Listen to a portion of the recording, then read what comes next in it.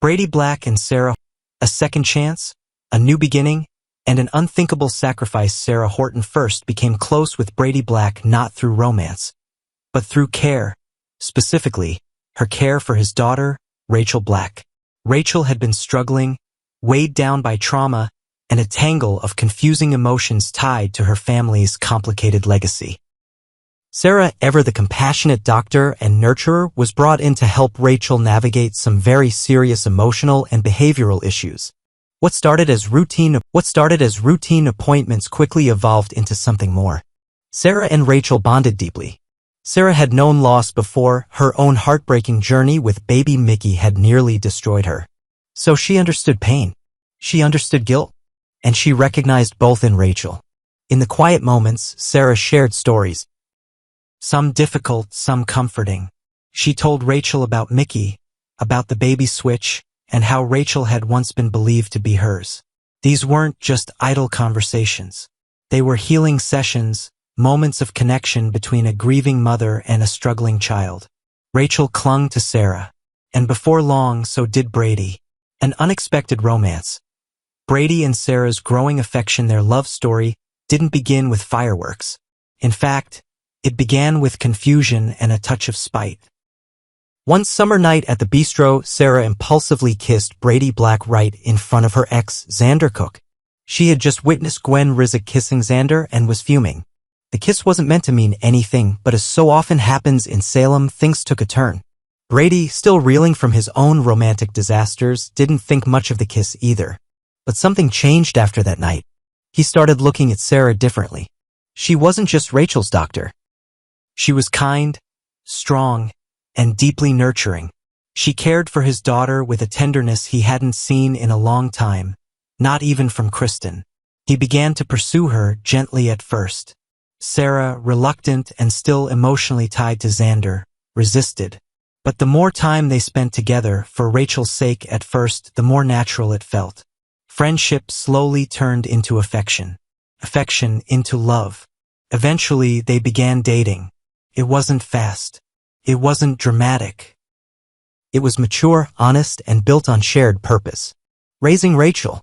Healing Rachel. Loving Rachel. A truth too dark to bear, Rachel's secret and Kristen's sacrifice, and then came the truth, one that threatened to destroy everything.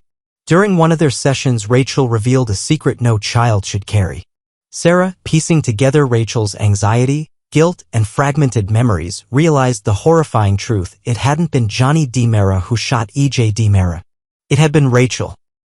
Sarah was devastated, not just for the crime itself, but for what it meant for the little girl she had grown to love like her own. She wrestled with her duty as a doctor and her loyalty to the family she had formed with Brady and Rachel. That's when Kristen DiMera, Rachel's mother and one of Salem's most infamous residents, re-entered the picture. She had found out what Sarah knew. And to everyone's surprise, Kristen didn't threaten. She begged. She pleaded with Sarah to protect Rachel. To keep her secret. To let her daughter have a chance at a future. And then Kristen did the unthinkable. She confessed to the shooting. It wasn't just a cover-up. It was a full confession. Kristen took the fall, was arrested, tried, and sent to Statesville prison. All to protect her daughter from a system that would never understand the depth of the trauma she had suffered. A new family forged in forgiveness. Brady was stunned when he learned the truth. But he wasn't angry. He was grateful. Grateful to Sarah for guiding his daughter to healing. Grateful to Kristen, strangely enough, for putting Rachel first for once in her life. Sarah and Brady's relationship deepened in those difficult months. Through Kristen's sacrifice, they found clarity. They understood that Rachel needed stability, compassion, and a safe place to grow. They realized they had become more than lovers. They were a family, so they made it official. Brady Black and Sarah Horton got married in a quiet ceremony surrounded by those who truly knew what they had been through. Rachel stood between them, a flower girl with tears in her eyes. Not of sorrow, but of hope. Even Kristen, watching from prison, smiled when she heard the news. This was all she had wanted, for Rachel to be safe. For Rachel to be loved. And now she was. A future full of hope. Gwen came and went. Xander, still trying to move on, watched from a distance. The old drama still lingered in Salem, Tony, Gabby, and the endless games of power and betrayal, but for once, Sarah and Brady were untouched. They had created something stronger than scandal. They had formed a bond rooted in honesty, pain, and healing. They had found love in the most unexpected way and given Rachel the home she needed all along. As summer turned to fall in Salem, one thing was clear: in a town full of chaos, Sarah, Brady, and Rachel had found peace. A peace that was fought for, earned, and above all, deserved. And even behind bars, Kristen, the eternal troublemaker, had finally made her greatest act of love. A tangled web of necklaces and family feuds in Salem. A Days of Our Lives recap in the quaint, drama-filled town of Salem, where secrets simmer beneath every smile and history clings to every heirloom. The latest episode of Days of Our Lives, airing Tuesday, July 8th, 2025, unfolds with all the heart-wrenching intensity fans have come to expect. The Horton house, a cornerstone of warmth and tradition, becomes the stage for a clash of wills, as Gwen waltzes in with a prized possession. A necklace that holds far more than monetary value. Meanwhile, the streets of Salem pulse with danger as Ari faces the menacing shadow of Doug's thugs, and Leo and Javi embrace the joys and challenges of new fatherhood. For those of us who've seen our share of family dramas, this episode strikes a chord, weaving together themes of loyalty, betrayal, and the unbreakable ties of heritage. The necklace that sparked a firestorm. The episode opens in the cozy, memory-laden living room of the Horton house, where sunlight streams through lace curtains, illuminating the tension in the air. Julie Williams, the matriarch whose strength has held the Horton family together through decades of turmoil, stands with her arms crossed, her eyes locked on Gwen. Gwen, ever the provocateur, stands before her, flaunting a necklace that glints with history. Julie's grandmother's necklace, a cherished heirloom passed down through generations. But Gwen, with her sly smile and unapologetic demeanor, calls it something else. The Von Leuschner necklace, a nod to her own tangled lineage. The necklace, a delicate piece adorned with a single, luminous sapphire, isn't just jewelry. For Julie, it's a tangible link to her grandmother, a woman whose stories of love and resilience shaped Julie's own life. To see it dangling around Gwen's neck is nothing short of a slap in the face. Gwen's arrival is no accident. She's cut short a lavish vacation funded by the fortune of her late husband, Dimitri von Leuschner, to make this bold statement. Surprise! She declares, her voice dripping with a mix of triumph and mockery. Chad DiMera, Julie's steadfast ally and a man no stranger to family secrets, steps forward, his brow furrowed. How did you get it? He demands, his tone a blend of suspicion and protectiveness. Gwen, never one to shy away from a dramatic recounting, launches into a tale of auctions and shadowy dealings. The necklace, she claims, came into her possession through a perfectly legal sale. One she stumbled upon while perusing the pages of The Spectator, Salem's ever-watchful newspaper.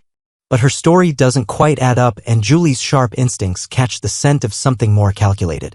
As Gwen offers her condolences for the recent passing of Doug, Julie's beloved husband, her words feel hollow. The gesture is overshadowed by her refusal to return the necklace. It's mine now, Gwen says, her voice firm but her eyes flickering with something deeper. Perhaps a hint of guilt or maybe just defiance. Julie, her heart heavy with grief, feels the sting of this betrayal. The Hortons and Gwen have a complicated history marked by years of mistrust and slights. For Gwen, keeping the necklace isn't just about possession, it's about settling old scores. A battle of wills and wounded pride. Julie, her patience wearing thin, cuts to the chase. How much do you want for it? She asks, her voice steady but laced with frustration. Money, after all, has often been the currency of resolution in Salem. But Gwen, flush with Dimitri's wealth, laughs off the offer. I don't need your money, she says, her tone almost playful. This isn't about financial gain, it's personal. Gwen's visit to Salem, it seems, is as much about stirring the pot as it is about tying up loose ends. The air in the Horton living room grows thick with tension. Julie, her eyes flashing with determination, accuses Gwen of pettiness. You read about the necklace being stolen in The Spectator, didn't you? She says, piecing together the puzzle. Gwen's coy admission only fuels Julie's anger. The Hortons, Gwen claims, have never welcomed her, never treated her as one of their own. The necklace, in her mind, is a small but satisfying act of retribution. Chad, ever the peacemaker, tries to defuse the situation, urging Gwen to leave. But before she departs, Gwen pauses, her bravado softening for a moment. "Is my dad in town?" she asks, her voice quieter now. She's heard about the Abigail imposter. A cruel twist of fate that has left her father, Jack Devereaux, reeling. For a fleeting moment, Gwen's humanity peeks through. A reminder that beneath her scheming exterior lies a daughter yearning for connection.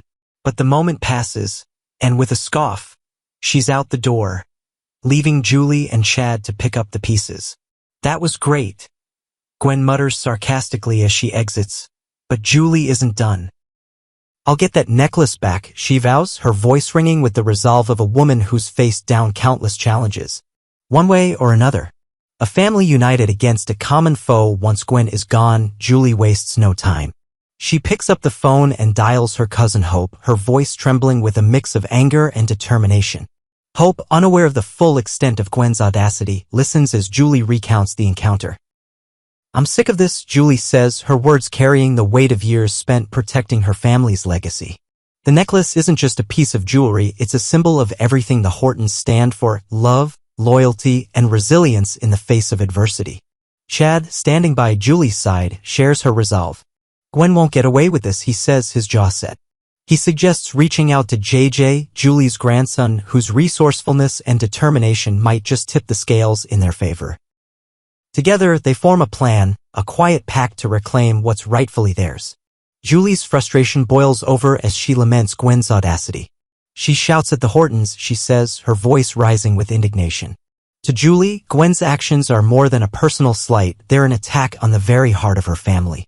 Shadows and new beginnings in Salem. While the drama unfolds at the Horton house, the streets of Salem hold their own dangers. Ari, a young woman caught in the town's ever-churning web of intrigue, finds herself stalked by Doug's thugs, a menacing group tied to the late patriarch's shadier dealings. The tension is palpable as Ari navigates the familiar streets, her heart racing with every shadow that moves. Doug's legacy, it seems, casts a long and complicated shadow, one that threatens to pull Ari into its depths. Meanwhile, a brighter note sounds in the lives of Leo and Javi, who step into the transformative role of fathers. A legacy worth fighting for. As the episode draws to a close, the Horton house stands as a testament to the enduring strength of family. Julie, with her unyielding spirit, embodies the resilience that has defined the Hortons for generations. The necklace, a small but potent symbol, represents more than a family heirloom. It's a reminder of the battles fought and won, the love that binds, and the legacy that endures. For viewers of a certain age, this episode resonates deeply. It's a story about holding on to what matters, about standing up to those who would take what's yours, and about the quiet strength that comes from knowing who you are and where you come from. Gwen's defiance, Julie's resolve, and the undercurrents of danger and hope all weave together to create a tapestry that's as timeless as it is compelling. As Salem's residents brace for what's next, one thing is clear: the fight for the necklace is far from over. Julie's promise to reclaim it, one way or another, hangs in the air like a challenge, setting the stage for more drama, more heartache, and more of the unbreakable spirit that makes Days of Our Lives a beloved saga for generations.